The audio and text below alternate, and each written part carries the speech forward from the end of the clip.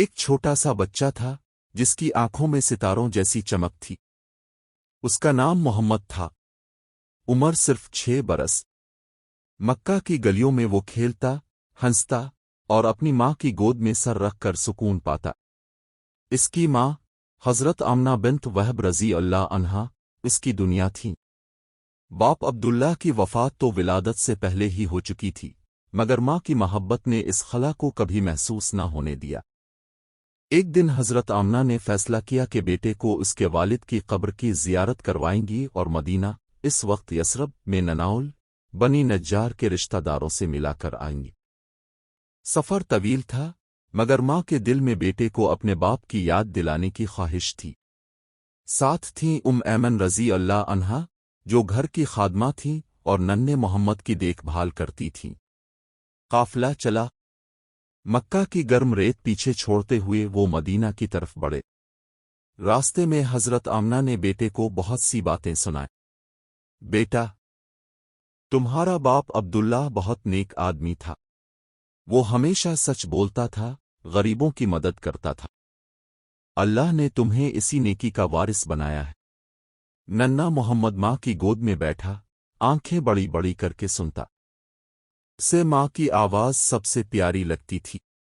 مدینہ پہنچ کر وہ عبداللہ کی قبر پر گئے۔ ماں نے بیٹے کا ہاتھ پکڑا، دعا کی۔ ننھا بیٹا خاموشی سے دیکھتا رہا۔ پھر نناول سے ملاقات ہوئی، بہت پیار ملا۔ کچھ دن وہاں گزارے۔ اب واپسی کا وقت تھا۔ قافلہ مکہ کی طرف لوٹا۔ راستہ وہی تھا، مگر ہوا بدل چکی تھی۔ حضرت آمنہ کو اچانک تیز بخار چڑھ آیا۔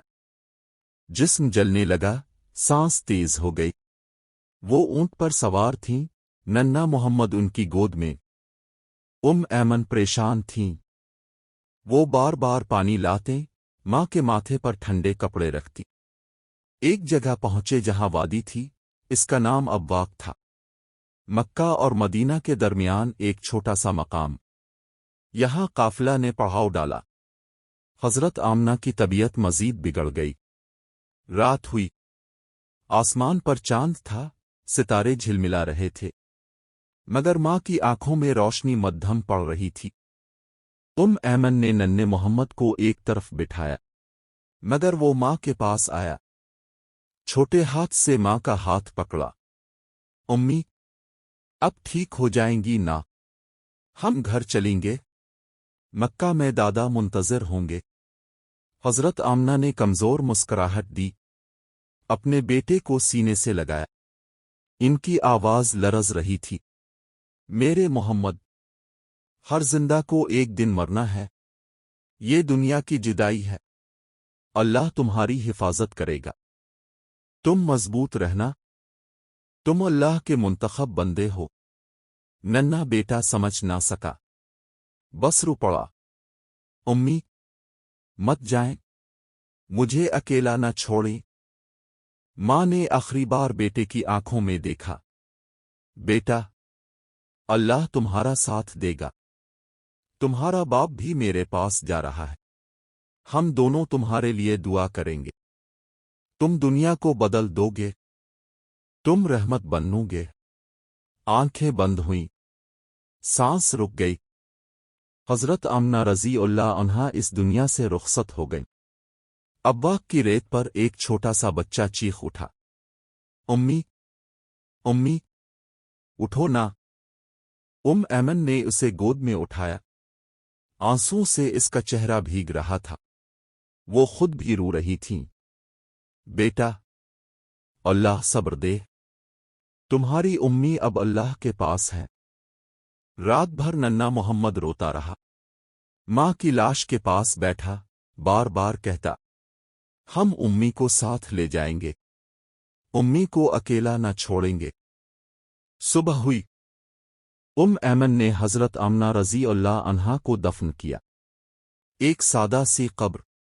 کوئی بڑا جنازہ نہ تھا، کوئی رونے والا مجمع نہ تھا۔ بس ایک ماں، ایک بیٹا اور ایک وفادار خادمہ۔ دفن کے بعد ننھا بیٹا قبر کے پاس بیٹھ گیا، ہاتھ ریت میں گاڑے، آنکھیں سوجی ہوئی۔ امی، اب کہاں چلی گئیں؟ اب کون مجھے گود میں لے گا؟